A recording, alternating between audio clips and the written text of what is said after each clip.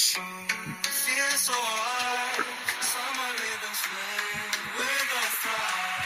Go, go, go, oh, shine around.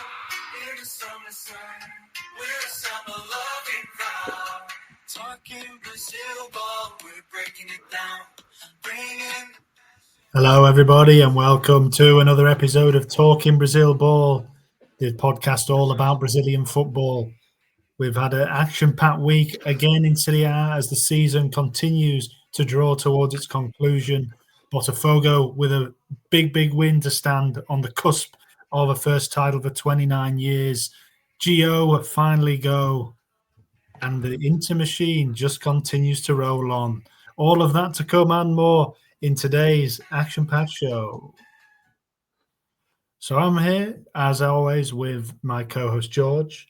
George, like I said, it's really been a key week this time, hasn't it, in the Brazilian Serie A? How have you been doing, and have you enjoyed the week's action? Yeah, good. Hiya, James. How you going? Como vai? And how's everybody doing? Yeah, I've really enjoyed it, James. Like I said, real action-packed week. It's coming to a close now. Some teams only have 2 games left, So, yeah, it's all hotting up.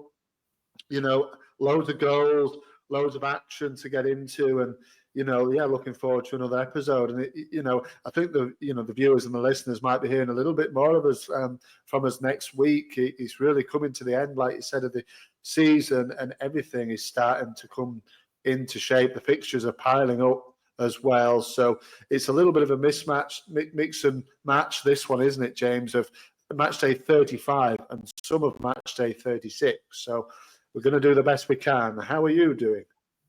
Yes, I'm fine. Thank you. You're absolutely right. There's a lot of fixtures here and there all over the place. But, yeah, we've only had those 2 extra ones. And one of them, of course, was that absolutely massive game yesterday morning, I think it was, wasn't it? Palmeiras against Botafogo, a potential title decider, which we're going to go into in a bit more depth just in a moment. But before we do that, I mean, it's like you said, it's been a very good week, hasn't it? For us both, away from the Brazilian football, our teams both flying at the moment, top of their respective leagues. There was a good night last night, wasn't it? Liverpool saw off Real Madrid, of course, and Leeds saw off somebody else, QPR, I think, wasn't it? As they say, there's levels to this. Well, it was. We had the enormous task of beating Luton Town last night. Luton, yeah, of course. Yeah. So yes, I think we had the harder game. I think. Well, yeah, perhaps Real Madrid, Luton Town, it's all the same to Liverpool. Levels to Liverpool, fabulous win against Real Madrid, of course, one of the best teams in the world. A great win at Anfield, so a famous night there. A good night for the goalkeeper as well. I'm sure I'll remember that for the rest of his life. So, yeah, it's going well for both our teams outside of Brazil. So, yeah, long may it continue, James. I mean, I think we've got about 4 episodes left of the season. I think by the time, the new season rolls around, we'll have well and truly know where our team stands. So, that's going to be interesting as well to see. Yes, it is indeed. I mean, in terms of Brazilian teams, it couldn't be going much differently for your boys. George, Gallo with another desperate defeat. But before we do roll up those fixtures, and I know you're probably going to have your say on Gallo, why don't you do your quiz and get the ball rolling on today's show in that respect? Yeah, I mean, that'd be great, James. I suppose then I'll get into the results and everything. But beforehand, it was a Sudamericana final, James, over the weekend. Obviously, from our point of view, Cruzeiro lost the game. Denise is just, I think you texted me, James, over the weekend after that game, said he was a fraud. I think you're calling him out a little bit on his... No, that's not correct. I said he was on fraud watch. Oh, well, he was on fraud watch. He's nearly a fraud then. But they really haven't got going under Denise at all. And I think, like you said a long time ago, James, maybe they bought him in when he came in for this opportunity to win the Sudamericana, and they absolutely failed. I mean, we're going to talk about Cruzeiro a bit later on, aren't we? So we won't go too deep into that. We might save it for later. But the quiz is on the Sudamericana and its finals. So in 2018, James, this was the last at the last final to be played in Brazil. And after this, for the last 6 finals, including the one over the weekend, they've played it over one game. Before that, it was over 2 legs, which was a bit strange, but that's the way they were doing it. And the last one in 2018 was the last one to play it in Brazil. All I want to know, James, is who won, which Brazilian side won that Sudamericana in 2018. I don't know. I'll give you a clue. It wasn't Cruzeiro, and it wasn't any of the other top 6. So it wasn't any of the current top 7 sides. Obviously, Cruzeiro being the finalist this time, it wasn't them. So was it Corinthians? No, it wasn't Corinthians. It was Paranense, PR. I was going to say PR. They won it 2018, the last Sudamericana to be over 2 legs, and the last one to be held in Brazil. Obviously, it was at their home stadium, I think, the second leg. It was a 2-2 draw with Junior, the Colombian side, and they won it on penalties. So, 2-2 draw in aggregate. They won it on penalties. But, that was me question on the Sudamericana this week for you, James. Yeah, good one, that, and a good bit of knowledge as well. PR, of course, struggling down at the bottom this season, but they have picked up a little bit recently and do currently sit outside the relegation zone. Very good. Let's round up those fixtures then. Like you said, there were 10 full fixtures from Matchday 35, and there were 2 as well from Matchday 36. So why don't you let us know, get us back up to date with those, George? It absolutely be my pleasure, James. So there was one outlier from, I think, Matchday 34 on Saturday, the 23rd of November, early doors. Fluminense drew 2 apiece with Fortaleza. Then G0 0, Palmeiras 1, Botafogo 1, Vitória 1, Juventude 1, Cuiabá 1. Into Sunday the 24th of November, Sao Paulo 2, Galo 2, Bahia 1, PR 1, Corinthians 3, Vasco 1, Inter 4, RB 1. Tuesday 26th, then Flu 0, Criciúma 0, Fortaleza 0, Flamengo 0. Galo 2, Juve 3 happened on Wednesday the 27th. Also Palmeiras 1, Botafogo 3. And then the week ended up with Cruzeiro 1, Grêmio 1. That was just in the early hours of this morning, that one. And like you said, those big games came on the Wednesday in between. So let's start, George. We can only start in one place, really, which was you were kind enough to let me take the game of the season, really, a kind of season-defining game in many respects at the Allianz Parque. And it was, of course, Palmeiras against Botafogo. I mean, we billed this one last week as a more or less a straight fight for the title. And I do actually think, I maintain that I think that's the way it is. That's the way it's been. And I think for that reason, I think it's an absolutely, it's a pivotal win for Botafogo. You can't see it any other way. It's put them 3 points clear at the top with 2 games to go. And that's a really healthy position for them to be in. Obviously, I think it's probably a bit too early to say it's done and dusted. I mean, while there's 3 points in it, 2 games left, it looks healthy, but it only takes 1 loss, really, and the kind of it's anybody's game again. So they do have to win those games. As we looked on last week, they do have a couple of quite tricky fixtures. I mean, obviously, we know they've got the Libertadores final this Saturday, but they do also go to Inter on Thursday, George, and then they end their season at home against Sao Paulo. So 2 teams who are up there in the top 6 with them. It's not going to be easy. But in terms of this game by itself, I think we were probably both a little bit surprised by the result, weren't we? Yeah, I think so. I wasn't expecting it was a battering, really, James, to be fair. They were 3-0 up. Palmeiras didn't go back till the 93rd minute, and the sending off didn't help, did it? I don't think for Palmeiras. Always seemed to be a sending off in the Brazilian house somewhere. You know what I mean? They love a red card, really, and he got a red card 70th minute. I just don't think it helped. I didn't expect I expected a tighter game, to be honest with you, James. I really did. Yeah, I think Botafogo turned up and they got an early goal, a Gregory, who seems to have got a couple of biggish kind of goals for them. And And then, or recently anyway, and like you said, I think the pivotal moment really was that sending off. It was Marcus Rocha, Palmeiras right back, and in my opinion, I actually think he was a little bit hard done by. It's basically for a slap in the face. I think it might have been Jesus. Sorry, not Jesus, Jorge up top, who he kind of slapped. Sorry, it is Jesus, isn't it? Yeah, Igor Jesus, sorry. And he just kind of caught him. He lashed out a little bit and kind of slapped him down the face. It looked semi-accidental to me, but the referee was urged to go and look at the VAR screen, and he did, and he sent him off. And that came after 70 minutes, so there was still 20 minutes to go. The score was still 1-0. So at that stage, you're thinking Palmeiras, even though they have been a little bit kind of dominated, they were still very much in the game. But that kind of did it for them. He is a very experienced player, Rocha. I'm probably giving him a bit too much leeway, to be honest. I mean, it was a bit of a tricky angle to see, even from the VAR replay. I thought, knowing the way these things go in Brazil, he probably did mean it, didn't he? Probably meant to hurt him even more. But, he's 36-year-old, I think, this fella, Rocha, and he's really let his team down.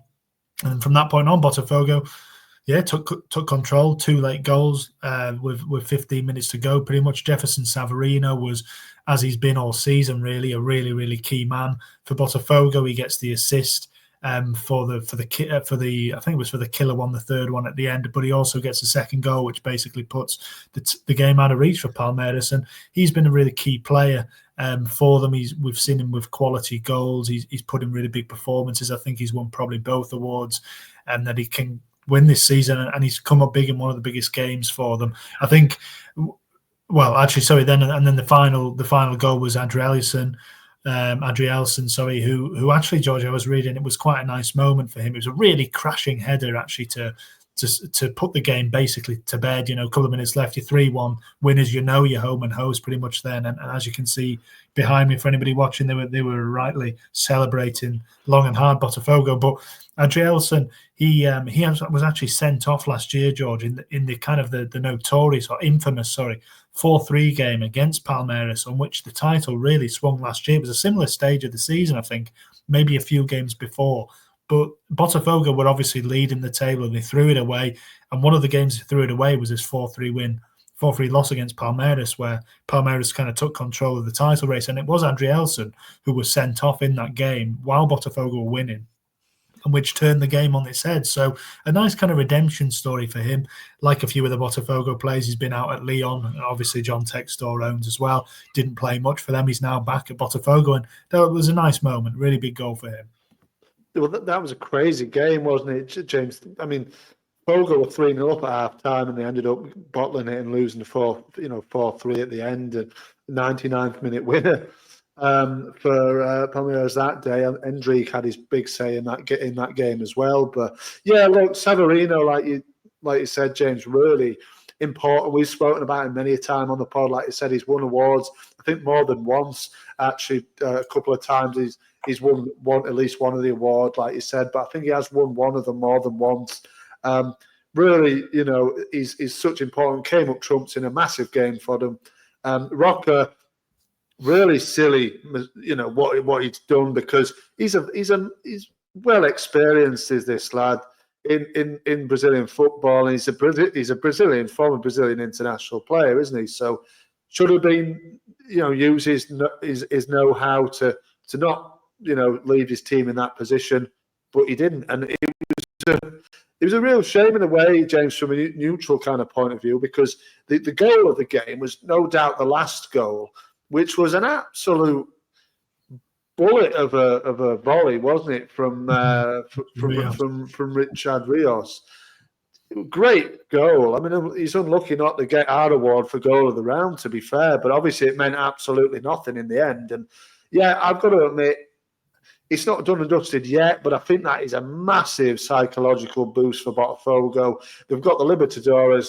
Can they go in there? If they win the Lib on Saturday, full confidence for the last two, which they are difficult. Like you said, Inter is almost an impossible task at the moment, and then Sao Paulo. But I think they'll definitely give it a go. We always know that they do have a bit of a mess up in them, because don't forget, before that, which we haven't spoke about, obviously happened since we last spoke, was a 1-1 draw were with Vitoria. So, they needed a late own goal to salvage something from that. So, they do have these odd results in them. And I think you actually were thinking a similar thing on sort of Sunday morning or whenever the game had finished, when you did sort of say to me, yeah, they're going to bottle it kind of thing. So I thought they were at that stage, but I must admit, I think it's in full control for Botafogo at this moment. Yeah, you're right. We kind of skirted over, but the two teams, of course, did play since we last spoke, and they did get that draw against Vitoria, third draw in a row.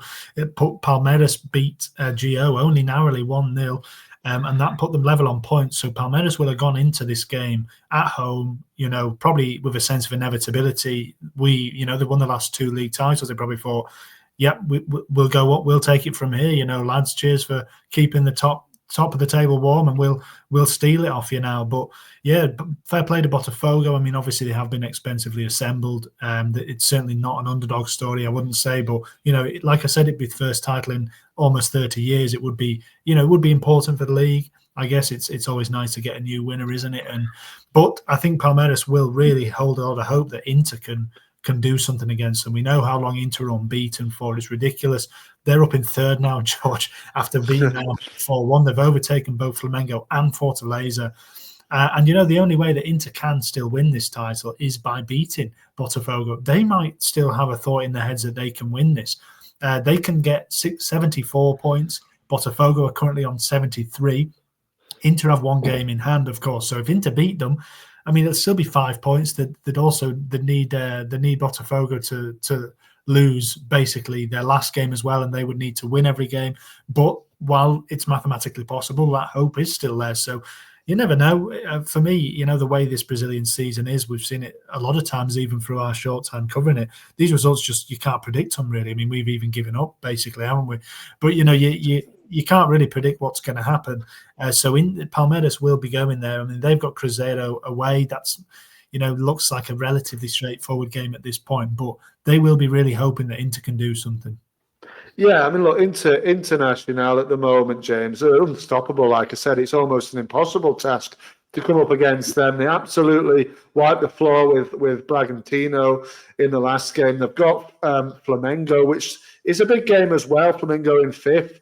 Flamengo can overtake them with a win as well. So there's a lot riding on that game. But if Inter can win that game, like you said, 68 points, then beat Fogo, they're only 2 points behind them going into the last game. So they could yet be, late contenders. And you wouldn't bet against it. You really wouldn't bet against it, to be honest with you, because they're on such incredible form. Roger Mercado is doing an absolutely amazing job there. And he's certainly put himself in for the, Manager of the Year award kind of thing. I'm sure he's probably yours, James, but, you never do know. But they are really onto something really good, and they can definitely challenge it. I think Fortaleza are on the same points as Inter, but, they're on a little bit of a lots of draws, so you'd probably say they're maybe out of it, but on the same amount of points, we've played the same amount of games.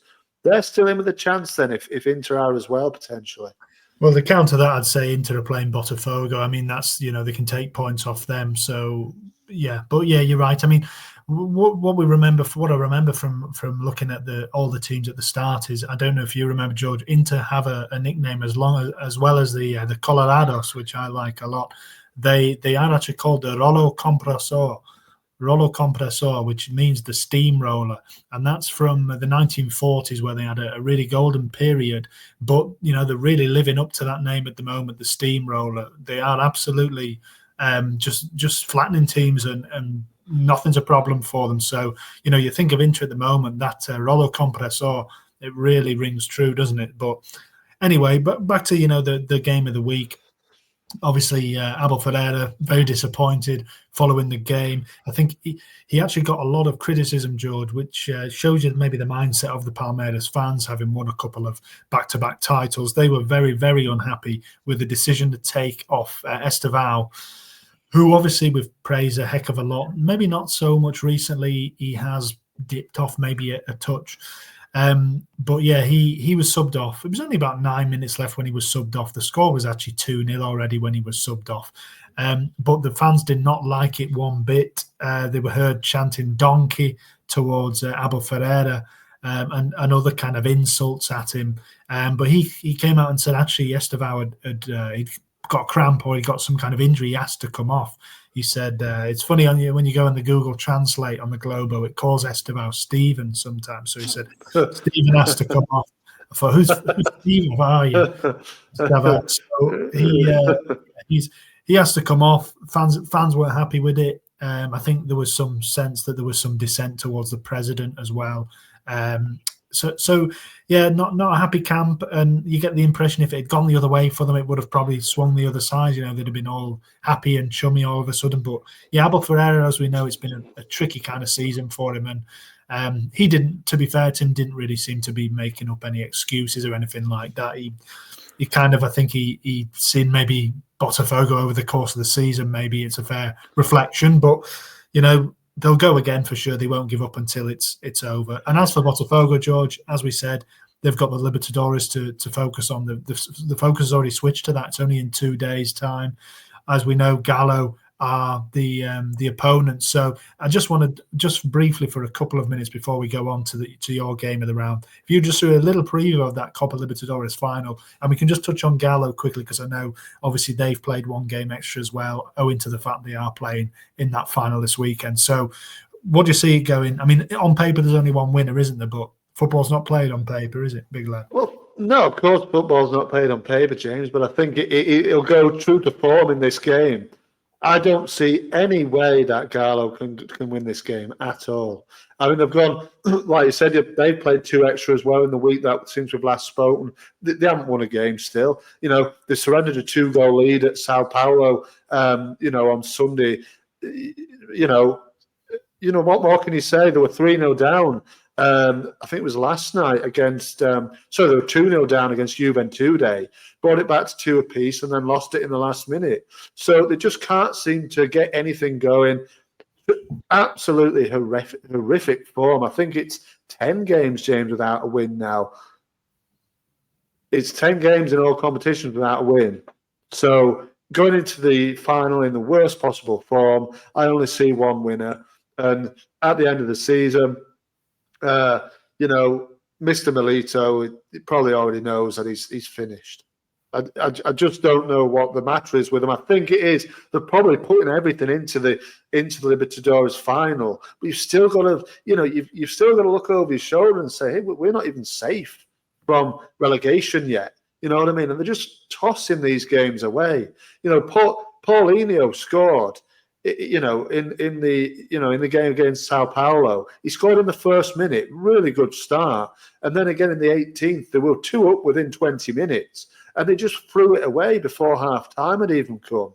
It's just really, really poor. Paulinho himself, I think, was his first goal since July, James.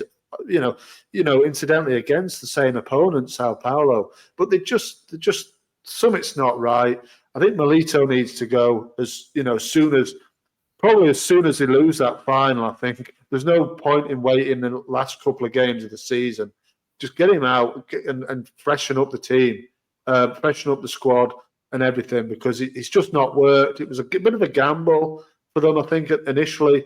Just hasn't worked. And I think Fogo are going to get the double.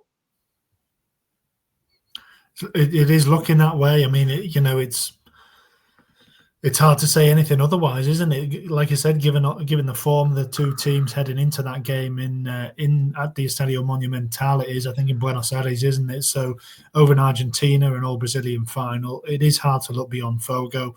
But they are a good team, Gallo. They have got there. They've got players like Hulk, like Paulinho, who is a really good player at this level. If they do turn up on a one-off game, they could catch Fogo a bit cold, maybe a bit complacent, a bit overconfident. You never know. We'll have to wait and see. But yeah, it does look as if it's going one way. I think in terms of Milito, I feel like they were right to keep him on until the final, to be honest, whatever the results, because it's very late in the season to make a change of manager, especially before a final. I don't think that helps anybody. He's got them to the final. I think that the team will probably want to at least put up a fight for him and go and win it for him if they can, or put up a fight. I think to change a manager so late into a season before a final would be really poor, and basically is admitting defeat before you go into it. It will be interesting to see what they do if Gallo do win that, because the feeling is that Milito is bitten off a bit more than he can chew here. The form is that bad that he should go anyway, basically, I think. But if they do win it, you have to say, well, nobody would have expected them really to win at the start of the season. So do you just give him another chance, put it down to a bit of inexperience in the league and let him go again? Obviously, we'll have to wait and see for the result. I do actually think if they win, I think they might give him another chance, actually, which is, almost it's hard to say what to think about that, really, because obviously if they won, the Libertadores is obviously the equivalent to the European Champions League, isn't it? But you've had such a poor season. I think Gallo would really be expecting to challenge for, well, definitely being in around the top four, wouldn't they, if you think about it? And they've had such a horrendous season. The highest they can finish is 7th. So, what do you do? It is interesting. If to fuel the fire, obviously, like we mentioned last week, the 0-0 draw between the two teams. Last time we spoke, Hulk and Henrique have got a bit of beef amongst themselves to sort out. There'll be a lot of, particularly on the Gallo end, there'll be a lot of, come on, we need to beat these and teach them a lesson kind of thing, because of what he said in that game last week, about them being SHIT and all this kind of stuff. I think he'll want, Hulk will get them going. He's a captain. Get them really up for it if he needs to. I don't think they'll need to be up for it. It's a final. It's a big opportunity against a bit of a rivalry there. It's going to end up being a cracking game, I think. I just hope that Gallo can pull something out of the bag and end up on the right side of it.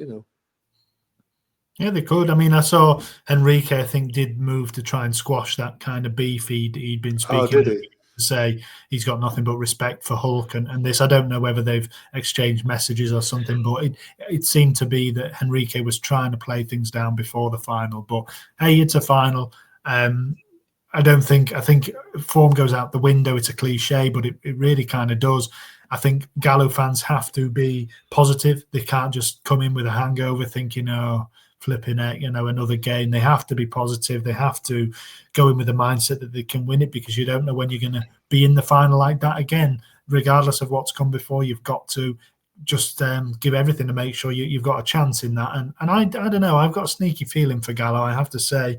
I think Gallo might just pinch it. But prediction, George. Let's have a prediction. I'm gonna go with Gallo. I've got a feeling. I think it's going to be 2-1. 2-1 to Gallo. Well, I hope you're right, James, because that would really put the cat amongst the pigeons, and it might rock Botafogo's boat for the two remaining league games. Who knows? But they obviously showed a few weeks ago they can compete with Botafogo. Obviously, a 0-0 draw. I think it'll be close, probably closer than a lot of people expect. But I think Fogo will just come out. Might be. I don't know if they play extra time. Do they do go straight to penalties, actually? I don't know, but I don't know. I think if it goes straight to penalties, I think Fogo will win it on penalties. Well, there you go. Let's wait and see. We'll know by the time we do the next show. So that's one to watch out for everybody on Saturday evening. It is a 8 p.m. kickoff, so should be available to watch that if you so fancy, and I would encourage everybody to do it. Should be a great occasion, always worth watching. Gets lots of European interest and things like that. So I think it might even be on the BBC, maybe one of the extra channels, I'm not sure. But anyway, George, let's move on to the rest of the league. Your game of the week, I think we can wrap pretty quickly, can't we? It was a 0-0 draw between Flamengo and Fortaleza. What can you tell us about this one, George? It was 4th against 5th. I think it was 3rd against 4th, actually, at the time of play, wasn't it? Yeah, well, it is on the BBC, James. It's on the iPlayer, available on over here. So, European players, people can view the Libertadores. Yeah, but it was 3rd against 4th going into this game. Flamengo, Fortaleza against Flamengo. Yeah, look, we can wrap it really quickly, James. It was a 0-0 draw, as is true to form with the games of the week for myself. Unfortunately, I had one last week, of course, another one this week, plenty more in the past as well. So, look, I think Flamengo, Felipe Luis, he was saying after the game that obviously they've won something this season. He was saying after the game, the Brazilian Serie A will always be his number one first sort of priority. So I think he's a little bit disappointed by the sound of that, with them kind of slipping out of fourth position. And I think Fortaleza, I think Flamengo, just incidentally, they did have the better of this game, actually, James. In terms of shots, they had a lot more shots, 16 to Fortaleza's 7. Fortaleza only had 1 on target, so I think there was only one side sort of pushing for it. And I think, unfortunately for Flamengo, it was a red card that really probably dampened their hopes of getting, all 3 points out of this one, really. Eric Pulgar, James, in the 67th minute, got his second yellow, and he got himself sent off. And I think that really did dampen their chances of getting all 3 points. Fortaleza, I think, are pretty strong, at home. They haven't lost all season at home. So, they're really, really bit of a juggernaut at the home stadium. So it was, now or never for Flamengo to beat them at home, really, and they didn't manage to do it. So, it would be an amazing feat for them to go unbeaten in the whole season. If they were to, all they have to do is undefeated against Inter on the last day, and they have an undefeated home season. So let's wait and see. Fortaleza, Voivoda's done a great job there. They are a little bit they're unbeaten now in 6, but they've drawn a lot of them games. They've only won the 2 games. So they need to pick up 1 or 2 more wins to completely secure 4th position. But yeah, this one was a little bit of a non-event, really, and it ended in a 0-0 draw. Probably you would have said before it started that it was always going to be a draw. And people might have well gone fishing, James, like Gerson and Wesley. They both went fishing together, I think, on a day off, and they enjoyed it. I think maybe fishing might have been a little bit more exciting than this one, perhaps. Oh, dear. Well, I think what it does show is that Fortaleza for me, it shows a little bit the real deal. It's a good point for them, obviously good at home, like you said, but Flamengo, I know Mugs have had an uptick, as we know, under Felipe Luis. And I think it just shows Fortaleza, it shows the steel that probably a lot of people thought they didn't have, even after they'd gone so high in the table for so long. People probably thought they'll drop off, including me, I have to say. And yet it just shows that they do have a lot about them. And we talk about manager of the season there with Roger Mercado, and he will be in the mix, but Voivoda is quite hard to look past, I would say. But it might be between those two. Let's wait and see. And Flamengo obviously will hope for better next time. They are still guaranteed a top 6 place, as all of the top 6 are now after Cruzeiro's draw this morning. So the top 6, as we know, will get Copa Libertadores next year. Flamengo might have to qualify for it, but I think that for the season they've had, sacking Tite and all of that, I think they'll be happy enough to go again next season on the back of a cup win, pop it in the bag and go again. But let's move on, George, anyway. Not too much excitement over there for you, unfortunately, in Fortaleza. So let's move on to the player of the round suggestions. There were, for me, I think Savarino was certainly in there. I think he's had a huge impact there in the biggest game of the season, a goal and an assist, and a really good goal, actually nicely taken finish. He's perhaps a little unlucky not to win this one. I don't know if there were any other contenders for you, George, apart from the man who we'll name in a second. Well, I think we're looking at the whole last time we spoke, James. Obviously, it's a bit of a mix-up between the game weeks, but I think Paulinho, with his 2 goals for Galo, would have been in amongst it surely as well. But I don't think any of the others really from this sort of set of fixtures really stood out, to be fair, than him. But obviously, he isn't the winner, of course. No, the winner is a chap who we've been speaking about a fair bit recently, or certainly he's caught my eye, and that's Rodrigo Garo of Corinthians, who really has been on a good run, as have Corinthians generally, George. They've won 6 in a row. This was the 6th of that sequence. They beat Vasco 3-1, who themselves can't seem to buy a win at the minute. But Rodrigo Garro was right at the heart of that. He got 2 goals this time. So, he's been chipping in with a bit of everything, goals, assists, and he did actually get an assist as well, didn't he? So he had a hand in all 3 goals. He's now got 9 of each for the season, which is a really good tally. 18 goal and assists is eye-catching, whatever kind of league you're in, really. So, well deserved, wasn't it? It was brilliant. He's been brilliant. We don't seem to have his name out of our mouths over the last sort of 3 or 4 weeks, really.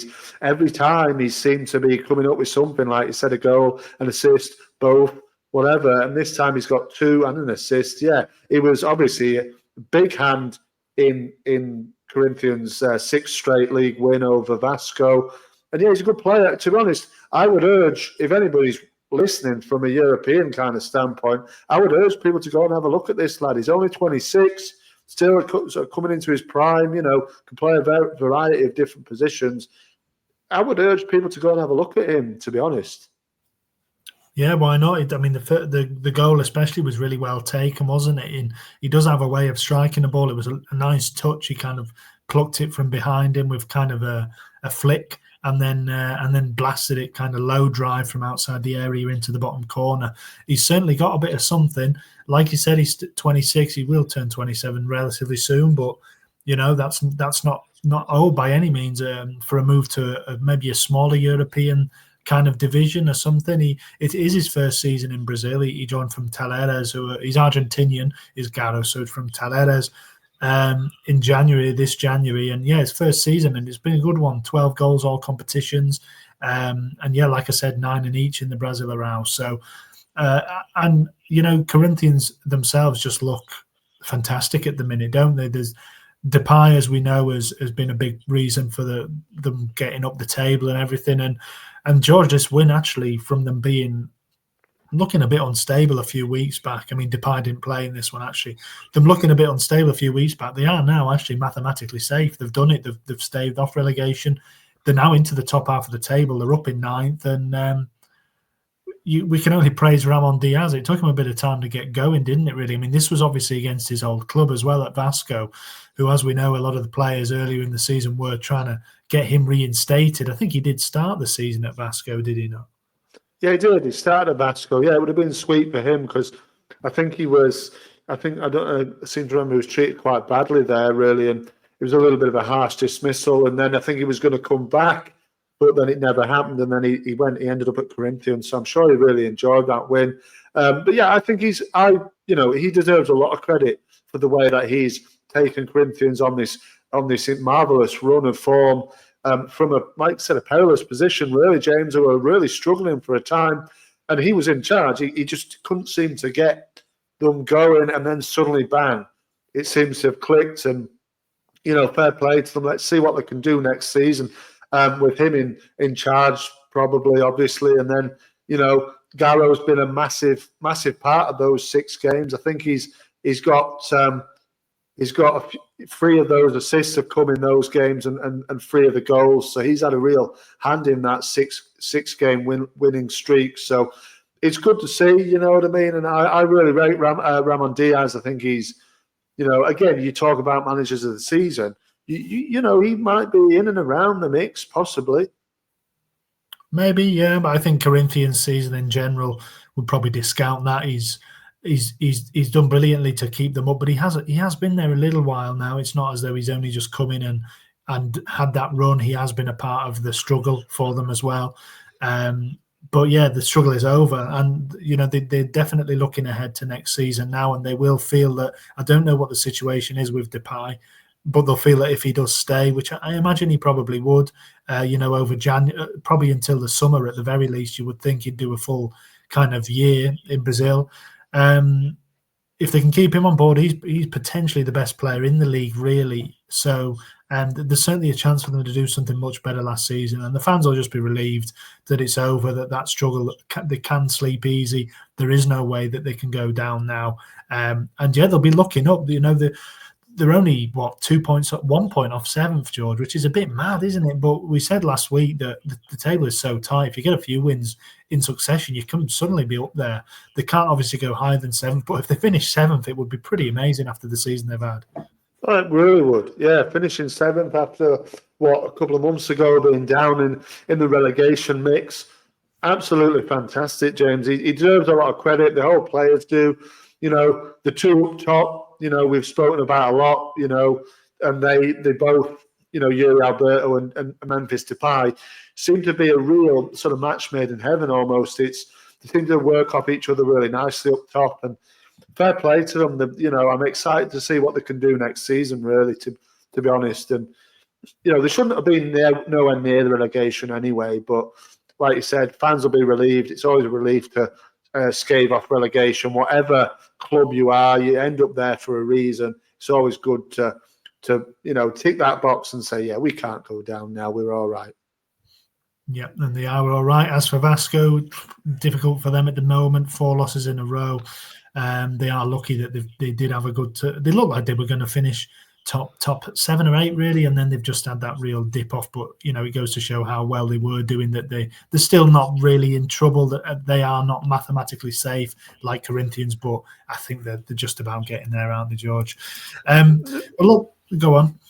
Yeah, they are getting there, James. But I think they have to be careful. They're only 5 points above Kachuma in 17th. So, teams are slowly picking up points, and it might just creep upon them. 4 defeats in a row. They've got Gio next, which obviously we know about Gio. Time to go, Gio. It's finally come for you. So they're gone already. So you'd expect them probably to secure safety with a win there, really. But who knows? But yeah, it has been probably a few months to forget. They've done all right though in general, haven't they? I think. I think the manager there, Rafael Paiva, he's done a great job, really, on the whole. Yeah, he's kept them comfortable for most of the season. Another team who might be looking up next season, but I've got a feeling they might be looking down. But they should be safe this time, I would say. Let's move on, George, to another team who are in the relegation battle to look at our young player of the round.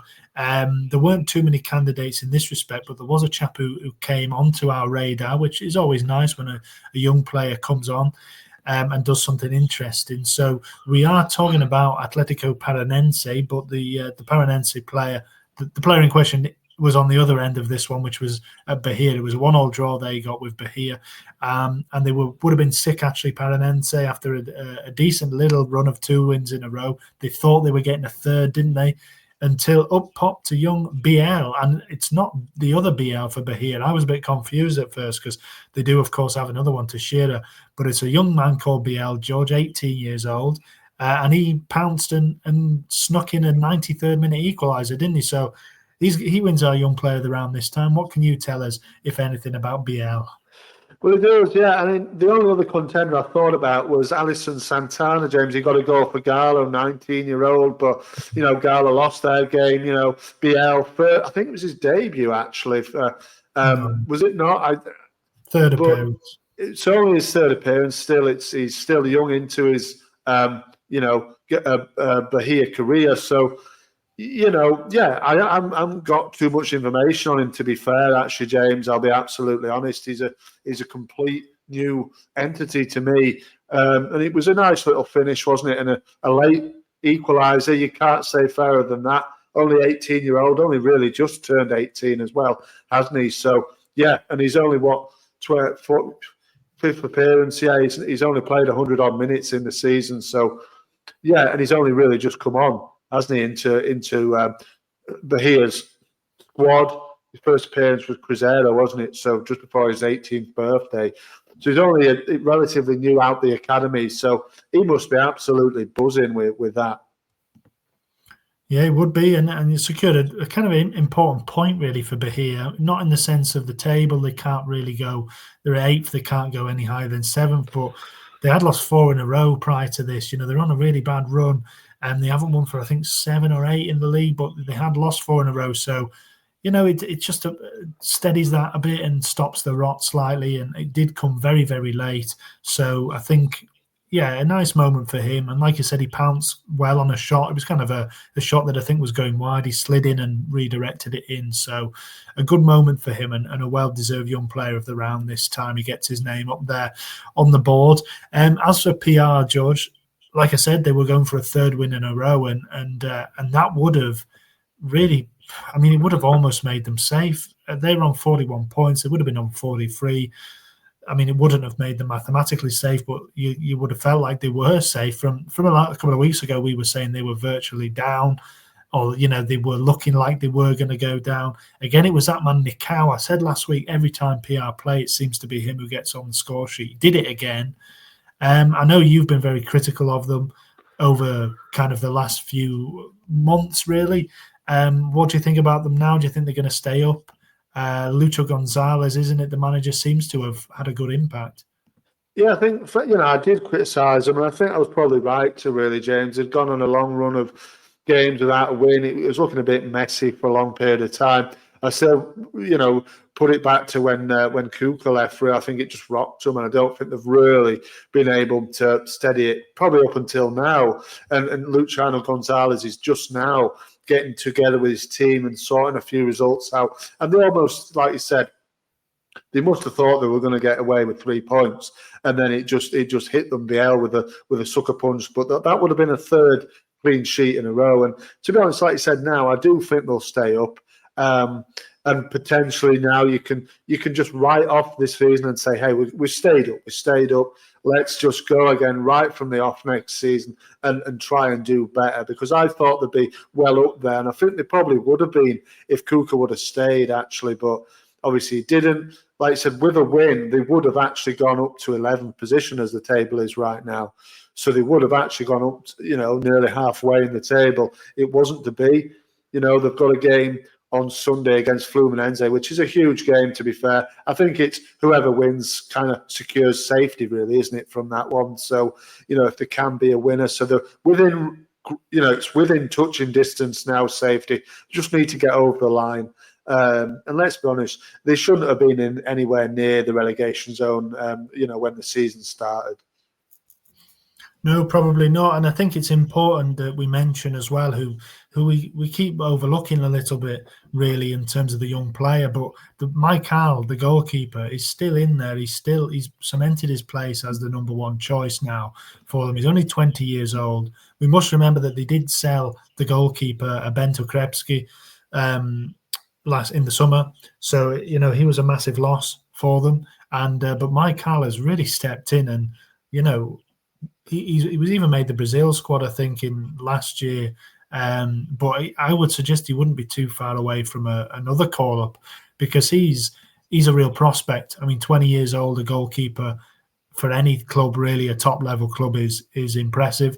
Obviously, they haven't had the best of seasons, but now they're starting to turn things around, and he's a part of that. And it seems he had a good game in this one as well, actually. So, I think it's good to mention him. There was a couple more younger players at PR as well. So, they're another one who, it's listed with big clubs, isn't it? The Brazilian Serie A. That's why we're attracted to it, why we want to cover it. And they're another one who you think would be hoping for a much better season next time. Lucho Gonzalez, actually, I'd completely forgotten about Lucho Gonzalez, but I remember him as a player. He was Marseille and Porto. I remember him very, very well. And I didn't realise it was him, But, I remember him well. So, nice to see him doing well as well. Good to see these players that we remember as players coming into management and doing nicely. So I think let's just touch on the relegation battle very quickly then, George, just to get the lay of the land and just to get an update really on predictions. We said, I think last week, maybe the week before, the four that were in there, which are the four that are still in there: Criciúma, Red Bull Bragantino. Obviously, Gio have gone now. They can only get 35 points. 39 would see them safe, but they're gone. Cuiabá can only get 39 as well. So they're gone. They're on the verge, but they've gone, really. So there's two places there. Do you still think Criciúma and RBB? Fluminense got a draw against Criciúma. That was an enormous game, a chance for them to pull clear, and they blew that a bit, didn't they? Yeah, look, Fluminense just can't get over the line and get a win. There are no wins in 5 now, James, and it's a massive game with PR. I think it's on Sunday. It's massive. Like I said, it's whoever wins basically secures safety. Whoever loses a game is in danger, you know what I mean? So depending on obviously what the other teams do, but I still think it's going to go the way it is now. I still think that PR and Flu have enough to see them over the line in the 3 games that remain. And I think it'll be Kachuma, RB, Bragantino, Cuiabá, and Gio. I think that's how it will finish. Yeah, I agree as well. I mean, Criciúma just have difficult fixtures as well. They've got Corinthians, then they've got Flamengo. Then obviously that last game is against Red Bull Bragantino. Might all be done and dusted. They might be both going down there, and it's just kind of a game that nobody wants to happen, that one. So, yeah, it's and you'd have to say Criciúma, we didn't really think they were going to go down. Not that long ago, they seemed to have sunk like a stone. And that's a shame to see because Tenkati has been doing a really good job there for a number of years. And obviously we like Yannick Bolasie, although he never got back to us, did he, about coming on the show? So maybe if he had done, things might have gone differently. But hey, that's just... in hindsight, everything is better, isn't it? But they're no winning 6, James, are they? They've lost 3 of them, drawn the other 3. So they have dropped like a stone. No wins since the early part of October. So... yeah, it's difficult, and that was against Gio as well. So it's difficult, for them. It was always going to be difficult, to be fair. I think it's the first season, isn't it, in the top flight for 10 years. So it was always going to be a challenge, and it looks like it might just be too much for them. It might not be. They've still got 3 games to go, and it's going to be a high tally, as we said a few weeks ago. That's going to keep you up. It's going to be nigh on 50 points, isn't it? Which is an incredible tally. Well, no, I think whoever comes 16th is going to get 40 plus, aren't they? Probably. Well, you said 50, I think, yeah. But that's what I mean. If you've got 3 games left, 9 games, 9 points to play for, you could potentially get 40 plus, nearly 50 points. So it's a high tally, whatever it is, to stay up to stay up in the league. So it's such a competitive league, you know what I mean? And we have to mention teams going down. We've got to mention the teams coming up, James, because that is done and dusted as well. The Serie B season has finished over the weekend. Yeah, well, I think let's wrap the game week from the Serie A, and then we can just touch on that afterwards. Let's do quickly the goal of the round is the award we've still got left to give out. So we've already mentioned a couple of really good ones. Richard Rios, who's I know been catching the eye of European teams. Nice drilled strike. There was a couple of other good ones as well, which I can't quite remember off the top of my head. But yeah, can you remember any, George? There was a couple of ones that I saw. I think Juventude scored a couple of nice goals, I think, but the one that stood out in particular for me was actually in the Vasco game, in the Corinthians Vasco game. It was Mr. Rodriguez for Vasco. It was a lovely goal. This Jose Rodriguez sort of cut in from the right-hand side and sort of shimmied past the defender, and he just bent it into the top corner. I think that was going to be my goal of the round, actually, James, but then I saw the goal of the round. This one is absolutely ridiculous, to be fair, who's won it. So, do you want to introduce that?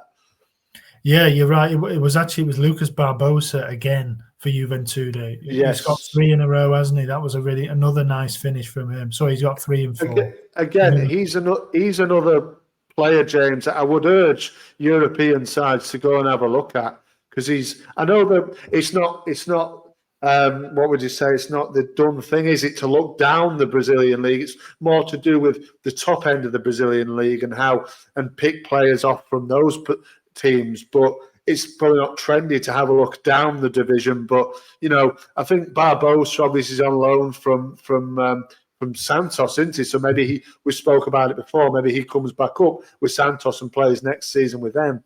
But I think I'd urge European sides to go and have a look at him, because he's another fantastic player. Yeah, he's got a lot of talent, and it's great to see Juventude staying up, really. They're not safe just yet, but a big win over Gallo, and it's great to see Fabio Matthias has really kind of taken. Sorry, Felipe Matthias, isn't it? Sorry, no, it's not. No, I was right. it is Fabio. He's really injected them back up the table, so that's nice to see. But yeah, the goal of the round, as you said, George, was a brilliant goal. It was scored this morning on Thursday morning by Mateus Pereira of Cruzeiro, who is of course a very well-known name for us, and one we've mentioned quite a bit, to be fair, this year on Talking Brazil Ball. He's had a really good season, and this has crowned it. Cruzeiro, like you said, George, in a really sticky period, and on the back of that Sudamericana loss, perhaps a bit of a surprise loss, will have been hurting, coming into this game this morning. But Mateus Pereira lit it up with a beautiful volley from a tight angle, but it was all about the assist, wasn't it? From another player, we're talking about players who teams should be keeping an eye on. For me, Gabriel Veron of Cruzeiro is a tidy player as well, who's got plenty to offer. And this was a really ingenious kind of scooped ball over the defence, wasn't it? Onto the on-rushing Mateus Pereira. And it was actually, I think, a right-footed goal, wasn't it, from Pereira? Which is it was, isn't he? He's a very kind of stringent left footer, but really well taken, wasn't it? Cut back across the goalkeeper, no chance into the bottom corner. I actually really like Mateus Pereira, James. He's, like you said, 7 goals, 7 assists. He's had a good season. Obviously known to English watchers of the Premier League and the Championship as well for West Bromwich Albion. Like I said, it was all about the assist. The finish was fantastic, cut across the goalkeeper, but the assist, it was like, back in your youth, you're playing in the playground. It was just like playground stuff, really. Just loop the ball like high up into the air, and he just picks it out with a volley into the corner. It was just unbelievable. It was really, really absolutely quality, and they were just playing with Gremio at that point. That's what I mean. They were just playing. It was like child's play to them, James. Just mess around in the playground and fantasy stuff kind of thing. Well, I never saw you do that on the playground, I must say, but yeah, I know you. Absent in mind, I did, but not put it into practice. Yeah, not in reality, but yeah, you're right. It was lovely play, Hoga Bonito, isn't it? It's that kind of flavour. It was lovely. They were just playing with him. He just because it was a 1-2, wasn't it? It was Pereira to Veron, and then he sort of think, oh, I'm going to whip it up in the air then and go and get this one, and then he did what he did, and a couple of really good players. Like you said, he's on loan from Porto into Veron, actually. So maybe Porto might see, so they might see his performance and say, hey, you're coming back to Portugal with us. So let's wait and see. He's had a good season and he's only young, so he's 22, obviously. So, I think you'd probably expect to see him back with Porto next season, but let's wait and see. Cruzeiro, I think so. Well, Cruzeiro really need to book their ideas up. I know the season's coming to an end. The Sudamericana's gone now, but they really do. I mean, I don't think Denise will be there next season. I know they're getting a few good players in out. The Gabigol, and you spoke about John Arias as well, and also Canobio as well. So getting and assembling a decent squad. They've already got a good few players. They just need to get the season out of the way with now and concentrate on next one. The 10 without a win, 1 win in 10 it is for them, including the Sudamericana final defeat. It's one to forget now and just put it to bed, get on with the next one. Yeah, and for Gremio, it's a bit like Fluminense, can't quite pull away. No winning 4 now for them, but you'd still think they'd be safe. But yeah, Martin Braithwaite with another goal as well, so he's showing up still for them, which is good to see.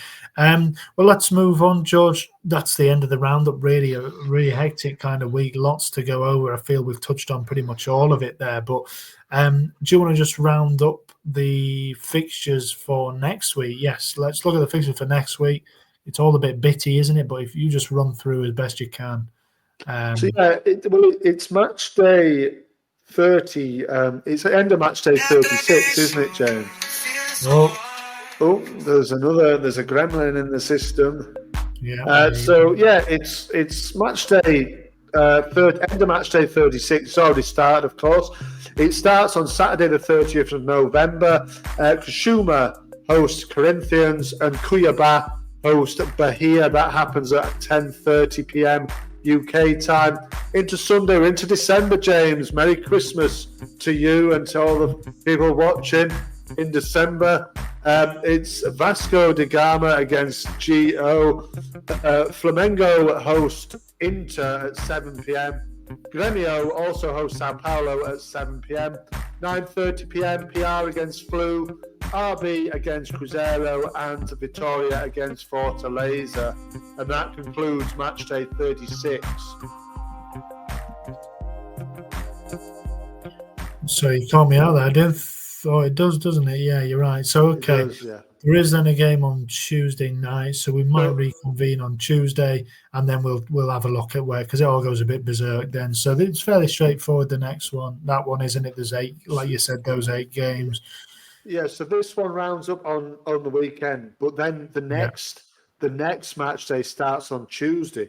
So I think what we should do with the pod is do it on Monday potentially, and then the next round, the match day 37, finishes on Thursday, the 5th of December. So it was all supposed to be on the Wednesday, but they messed it around a little bit. And like you said, it's all a little bit hard to follow. But I think that's what's happening. I think that's how it's going. So actually, when you look at it, it's not so bad. It finishes, so we can do it, I think, Monday or Tuesday.